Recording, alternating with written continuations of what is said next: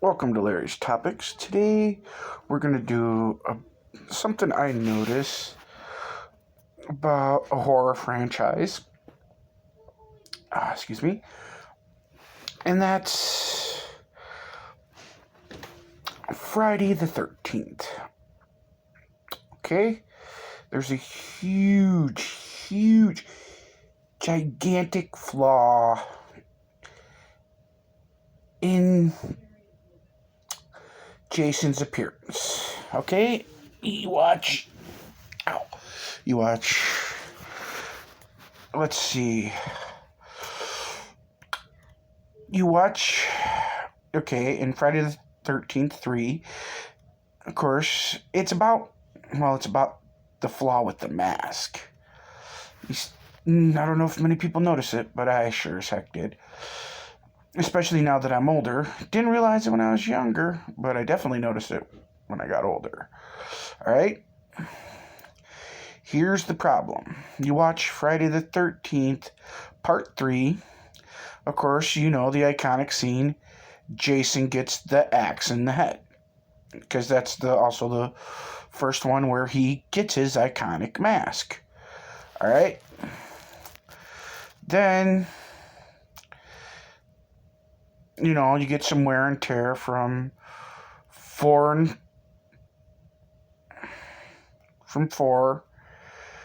I don't think you really get much from 5. Yeah, not in 5 because that's not even Jason.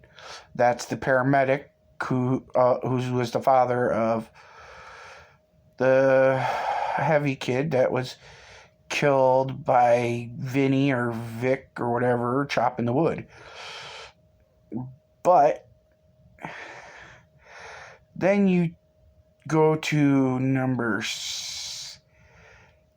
6 is when he fights Tommy Jarvis, and while in the boat with the chain around his neck and that, Tommy Jarvis and the girl wound up in the water, and I think Tommy is up on the dock or something or other. I just seen it recently. But this is what makes it so funny is the girl that's with Tommy, she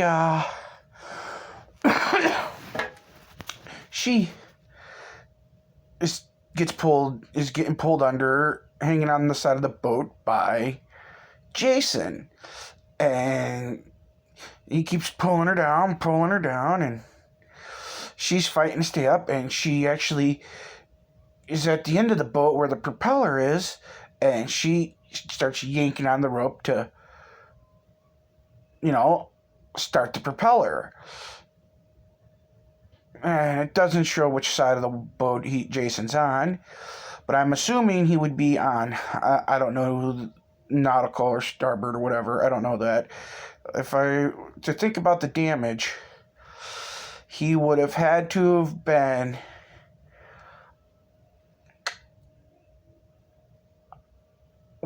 if he was on the left side of of the boat, because the damage is on the right side of the mask. He would have had to have been on the left side, facing towards the propeller. So I'm assuming that's the side he was on while he's trying to pull this girl when she gets the propeller to start, and indubitably, from what I gather, cut up Jason's face, tore up the mask, and before too long, cut Jason's throat. Because a lot of blood comes pouring up in that. And then Jason finally lets go. And it shows a close-up of Jason's eyes and that. But whoa. I was watching it and I was thinking about that. And then, of course, everybody knows in number 7, at least you true Jason fans, If you don't know this, you're an idiot. Jason is the one where Jason gets his ass handed to him by the psychic. You know, the girl with telekinesis.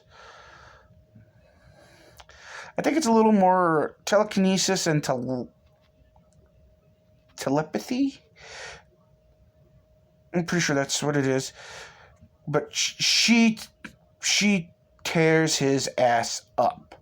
And in one of the scenes, she tightens the mask to Jason so much, and the axe cuts right in the mask, and the propeller blade damages right by the chin, right? But she tightens that mask so much that green pus starts oozing out of the back of his skull. You're just like, dude, this is wicked. She is hurting him bad, right? And the mask splits, finally gives and breaks, popping off his face, totally damaged, can't use it anymore, right? Bonus note, the scene where he falls through the stairs into the basement, Kane Hodder actually, he either missed his head or nicked his head on one of the steps when he fell through, because they didn't size it right. He either just barely missed it or he nicked his head, almost knocking himself out. There's a little fun movie fact for you. Anyhow,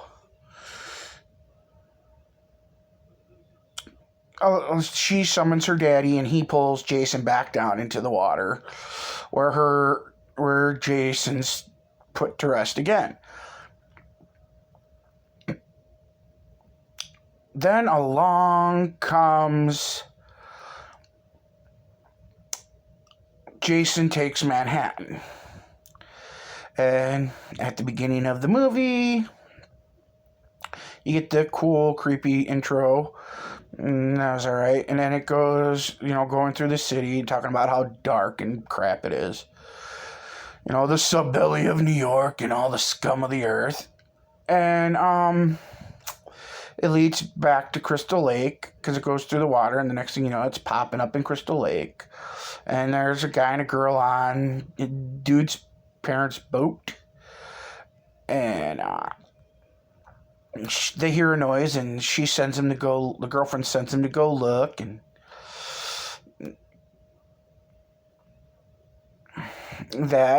while all this is going on, the anchor for the boat, after he drops the anchor, hooks to a cable cord, which is high power lines, which causes the anchor to cut the wires enough that they electrocute Jason Voorhees back to life. And Jason comes out of the water, and he climbs the boat. And then what's funny is, while that's going on, the girl's looking for a boyfriend because he's been gone too long.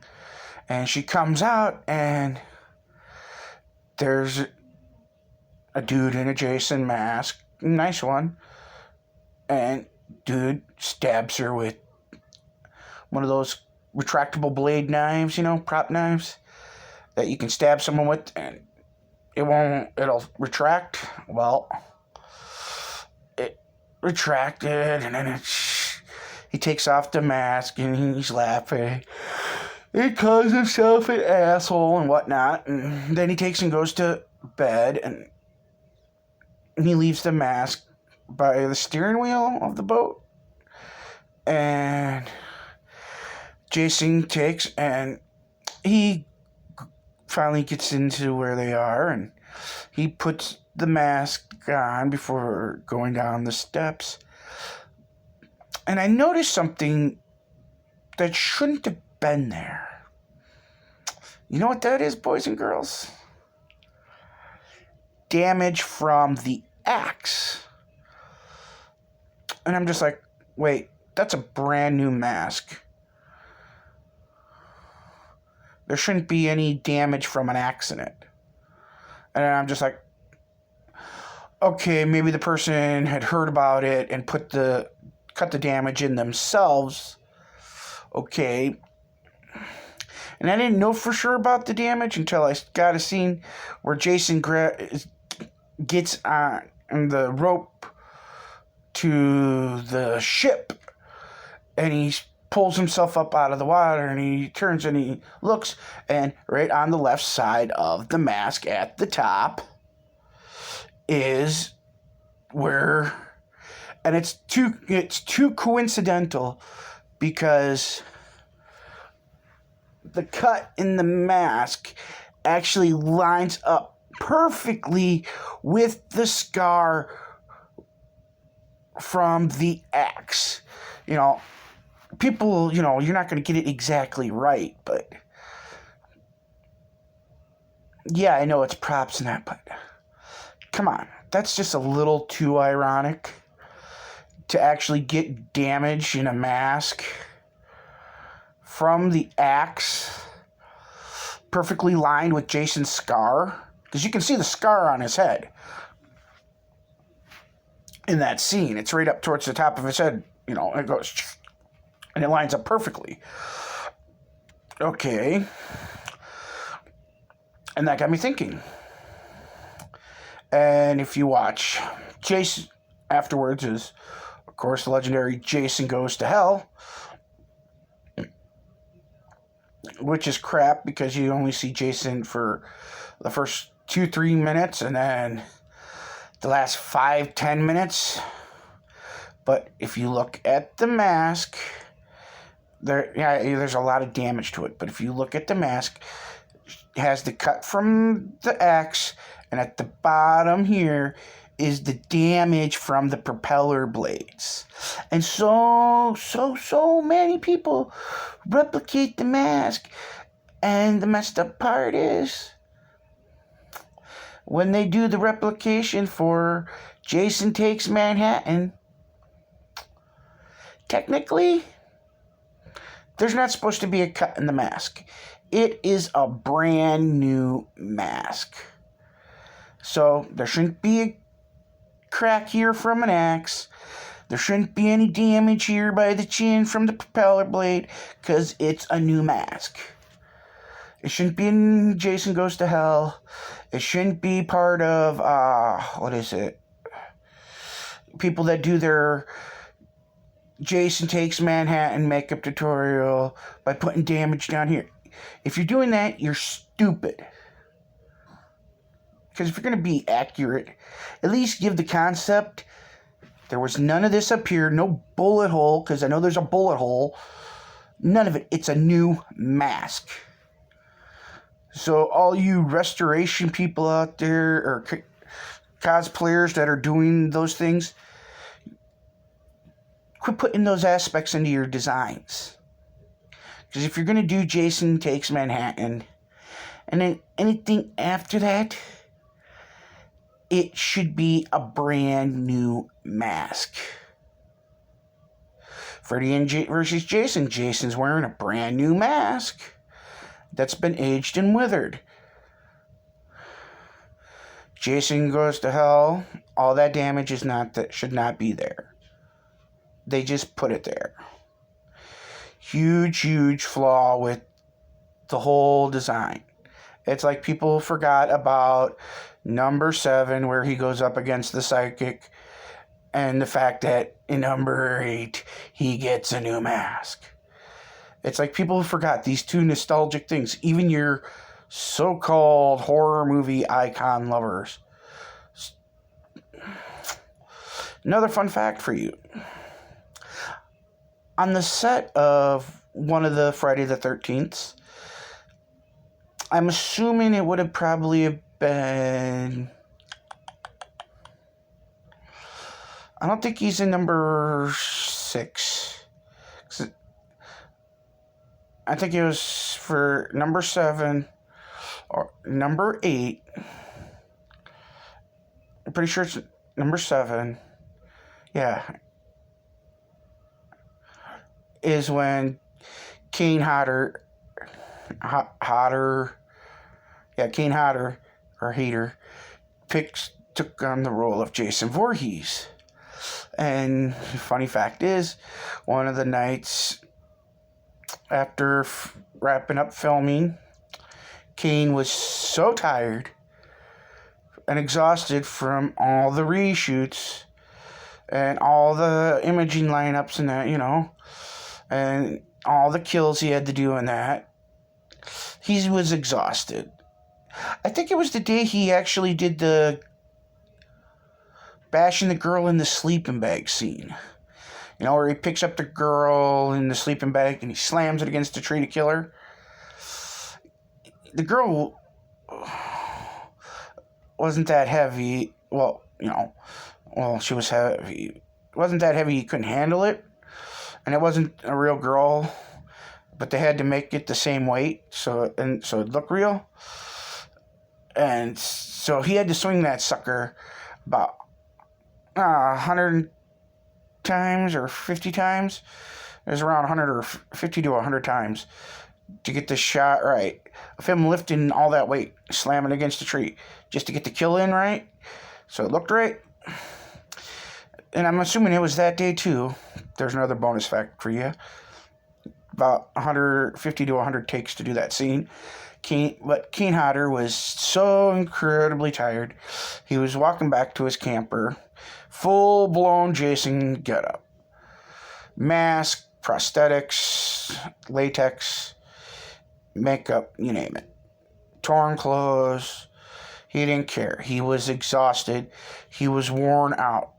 Anyhow, there had been cop out patrolling, or a man out, and Kane was in a camper that was parked about a quarter mile away down the road, from the lake so he had to walk about a quarter mile to get to his camper.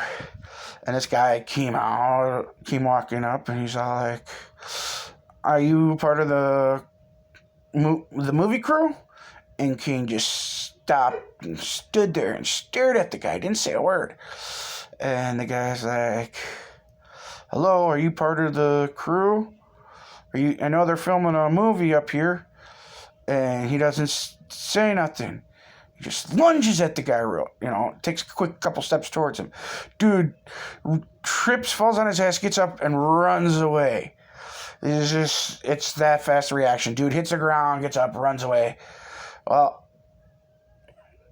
shortly afterwards, when Kane finally got to his camper, one of the producers knocked on the door and said, "Don't know what happened, but some guy got freaked out up here, and the sheriff's probably going to be out here." So Kane sat down, and he waited and waited and waited. He eventually gave up and went into bed. The sheriff never showed up. Nothing ever happened. But he scared the crap out of some dude so bad that the dude tripped, fell, landed on his ass, popped up, and took off all in a matter of seconds. So there's another fun fact for you about Jason. Thank you. Bye.